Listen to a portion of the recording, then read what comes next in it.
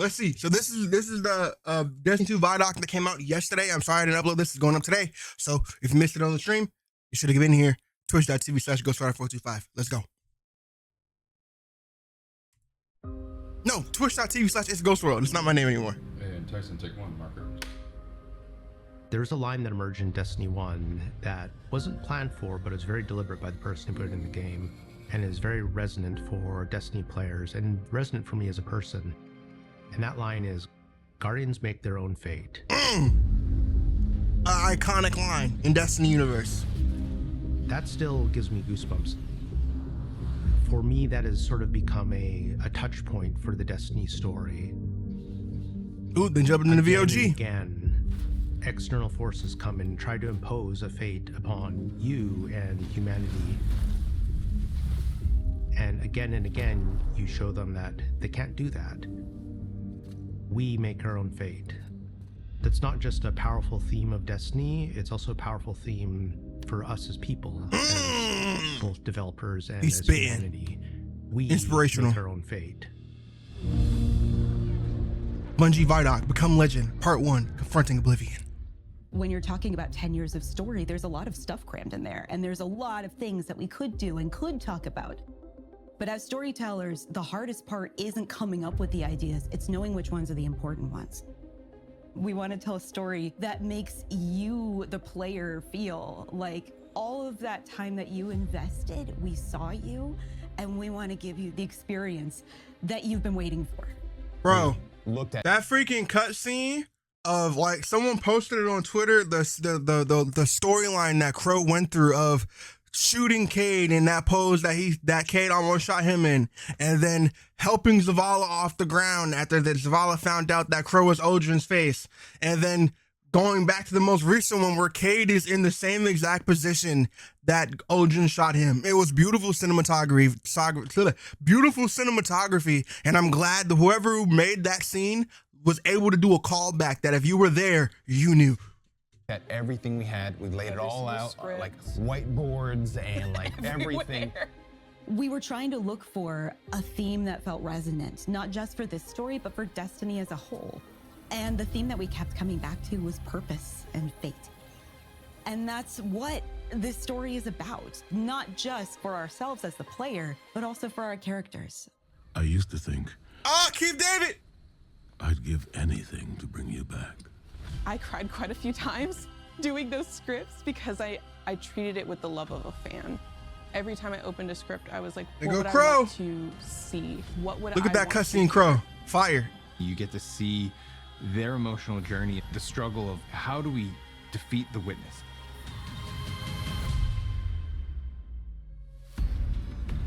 Let us bring an end to your futile exertions. The Witness sees itself as the one true God. So it's come to the Traveler because it needs the power of the Traveler's light to finish this vision. Its goal is salvation. Why don't you want that? Be reborn. Our mission is to make sure that we can prevent it from getting the light, the thing that it needs, in order to make it all happen. Oh my goodness, look at that. Hold on. In order to make it all. Bro, they got a freezing picture of Ikora, Cade, and Zavala. This is, oh my goodness, this is so beautiful. It's finally confronted the Traveler, and here we are, thorns in its side, a blip on its radar, trying to make a difference. You're gonna speak to the Witness, and the Witness is gonna shine a light on some things, and you wonder, like, what would it be like? What would it be like to be a disciple of the Witness? Your Guardian's use has yet to be determined. Woo! Look at the Iron Lord axe. We're in need of a God killer. Huh. Every time you hear the Witness, you're not just hearing one voice, you're hearing whispers in the background, you're hearing all of these other textures. You're still resisting. You can feel He don't sound menacing enough where sometimes. the real Witness comes through, or at least things that it doesn't want you to know about it come through. There is only suffering. Putting characters into pressure cookers is what storytellers do best. And I can't imagine a more intense pressure cooker than it's the end of the world. If we fail, everything is frozen forever. and only we can do it. It's just the handful Oh, of look us how beautiful the inside pale of a heart god. looks.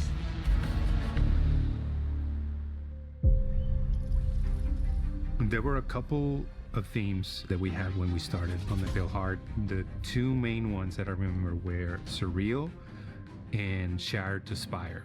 Seeing how they put a tiny little guardian at the beginning of this vast journey that's spreading out in front of you really put into perspective the scale that you need I can't wait to hit play in this order with the to squad. make It's gonna be the so much Pale fun. Heart look and feel Boys, dangerous. I don't think y'all realize how excited I am to be back at the OG Tower. Maybe I can go in there and finally go see my D1 loot. Please add an Easter egg so where we can like mess with the vault at the D1 Tower inside the Traveler, and it can say it's like 404 not found or something.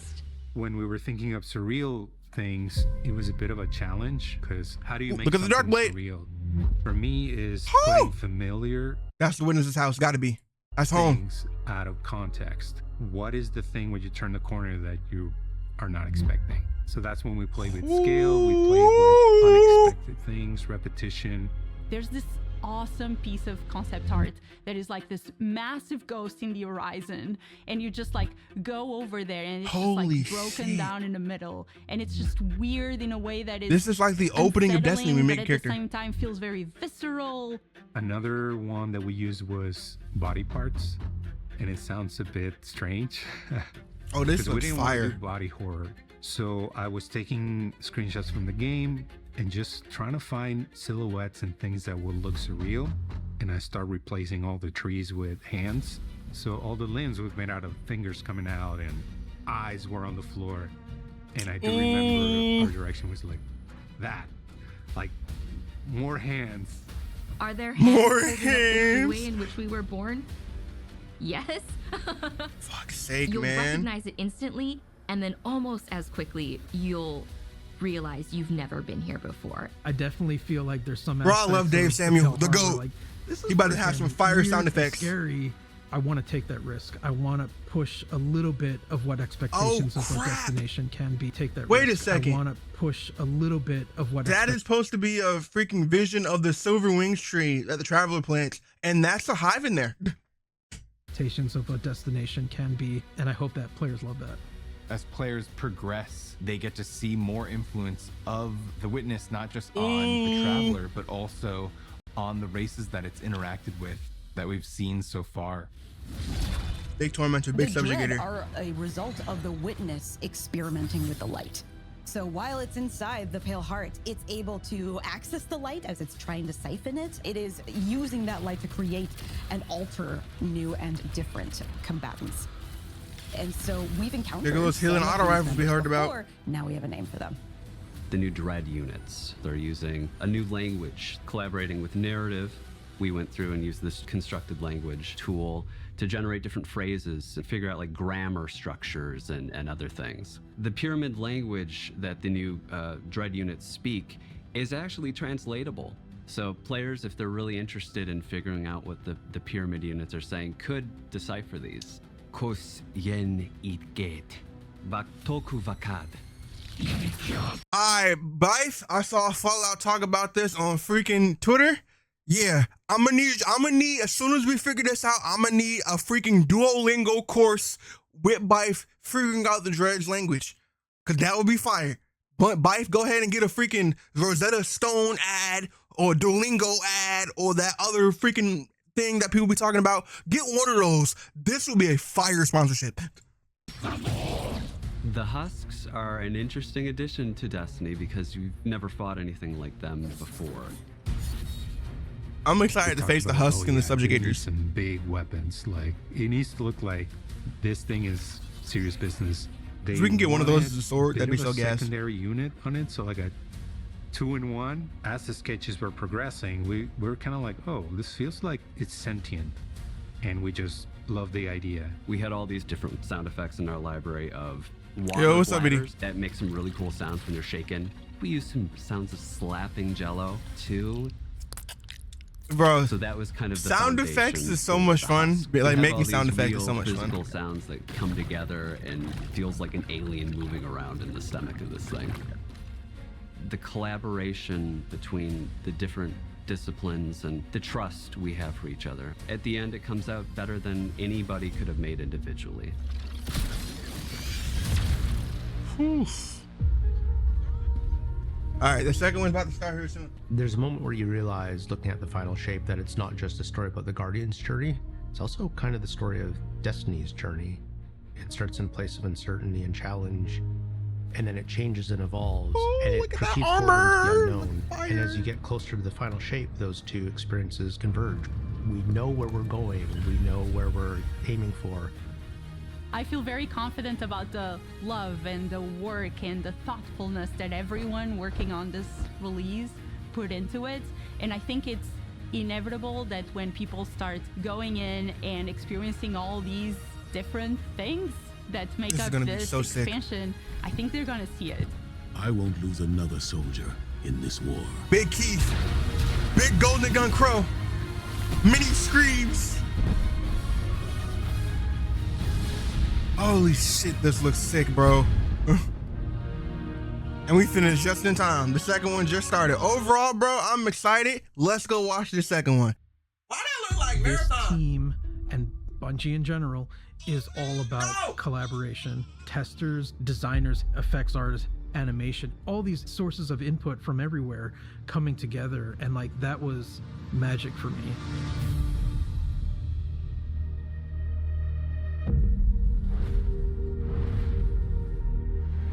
The final shape, it felt a little like a love letter at times. We really thought about bringing that forward to the weapons. Like Kvastov, it's the first gun you get. There has to be the narrative bookends of the first gun I got in the game. It's here in the Pale Heart. It's like this old friend returned. Big Kvastov How do in you make here. this thing really good and really powerful without making it not what it is? And that was really challenging. What we ended up deciding on is it is about your skill. Oh, it's all in the wrist. A little like it's gonna bounce several times down this line of guys. You're just really good at bouncing this bullet. It's fate almost. This thing's dope.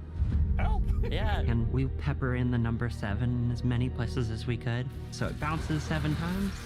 It's got a bunch of 7s in its stat. You get 7 bouncy bullets when you pick up an orb of power. Bungie has a long legacy. That's the second perk. So it was on the 7th shot, but as soon as you pick up an orb, it's 7 bouncy. Okay, so that's perfect. That's the other perk for it. Cannon that in a lot of ways has become a symbol. We took Ace of Spades and we went, where's the rest of the deck of cards? We had this really cool opportunity to theme all the Pale Heart weapons after different suits. It has this two-tone feel to it. The opposite side of the gun is the inverse of that idea. They look freaking Who's the awesome. Guardians on him? We know that's It not also has, Korra. like these fantasies of characters that have influenced Cade. These guns are part of his past.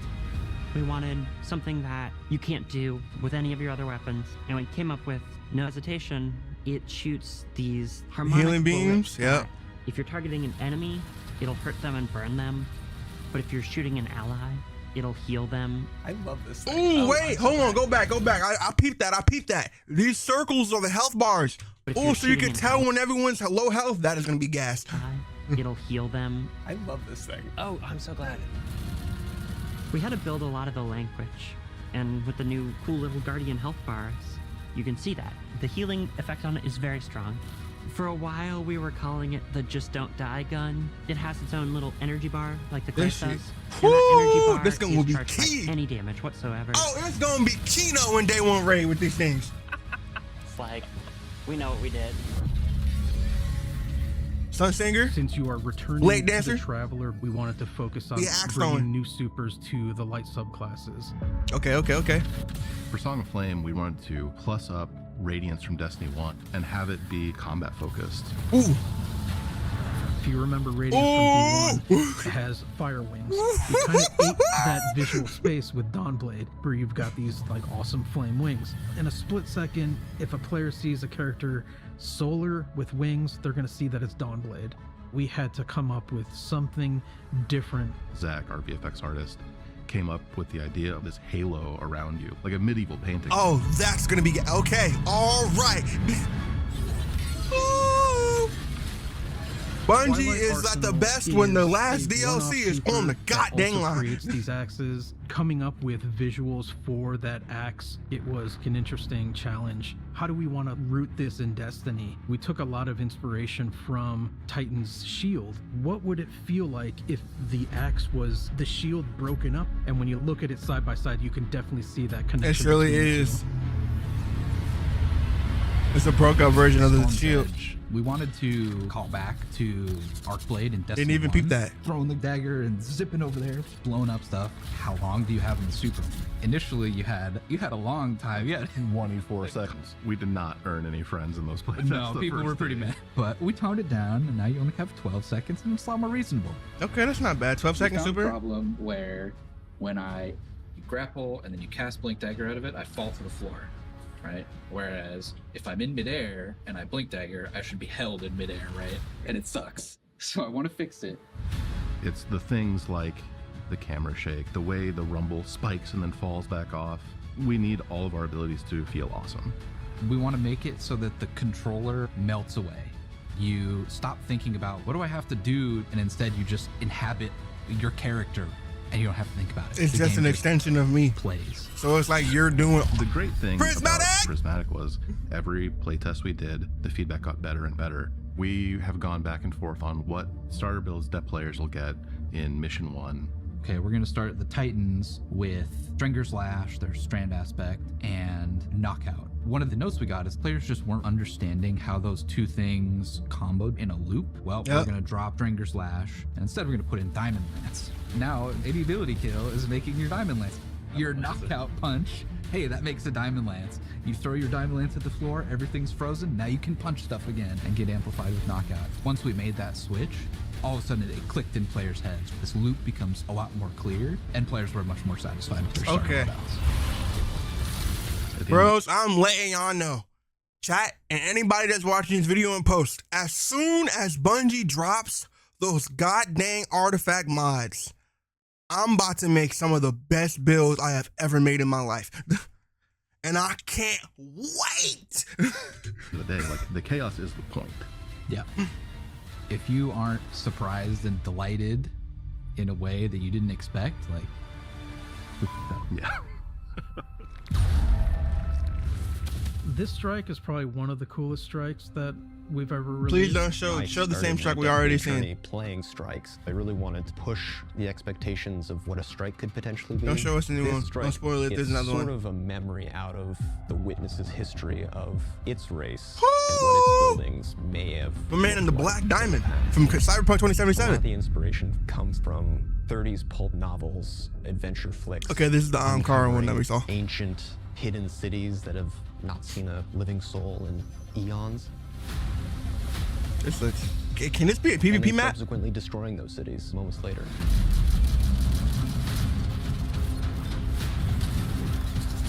Imagine you're in a narrow hallway. You need to escape it. Lava is descending. We got lava coming out of the wall. You make this slide towards the closing door, and you're dead. The door just closed right in front of your face, so... That happens a lot. I have 7 Gilded Conqueror titles. Okay, with the Deep Stone Crypt armor? To be the hardest strike we ever made. I want people to scream and cry over this strike. Okay! Oh, no. Oh, this shit on GM gonna... You know it's gonna be a GM. How do I complete this strike on Grandmaster difficulty? And I'll be like, yes. Okay. Get a little hard strike. Y'all said the same thing about this though. We'll see. There's so much freedom and creativity. Yeah, I like her. She's okay. Give her some challenge. Okay, I see the swag. Fun, that back and forth. Why are we inside of Riven's mouth? I peeped that. We have a very tight relationship with Test as designers, and I couldn't do anything I do gameplay-wise without Test there at my side. But as soon as I can get fresh eyes on it, I think that's where it really comes in. We ran a lot of playtests. There go my boy Joe Blackburn. Like, this is He's final. leaving. This is final playtest, but it's never final. We just can't stop. It's really not just one department creating something special. Bro, every time when you see all those hold on. things combined and the iteration and the back and forth.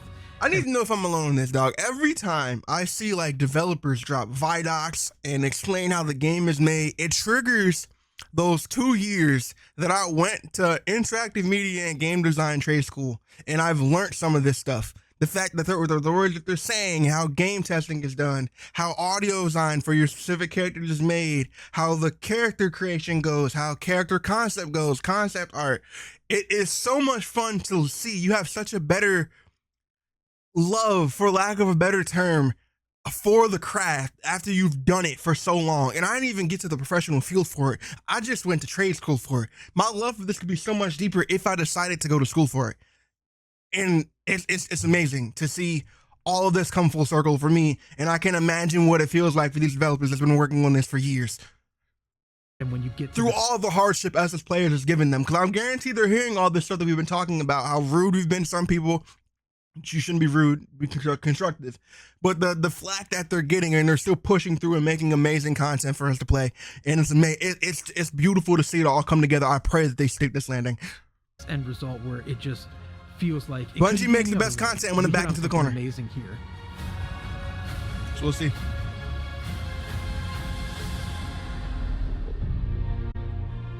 That was it.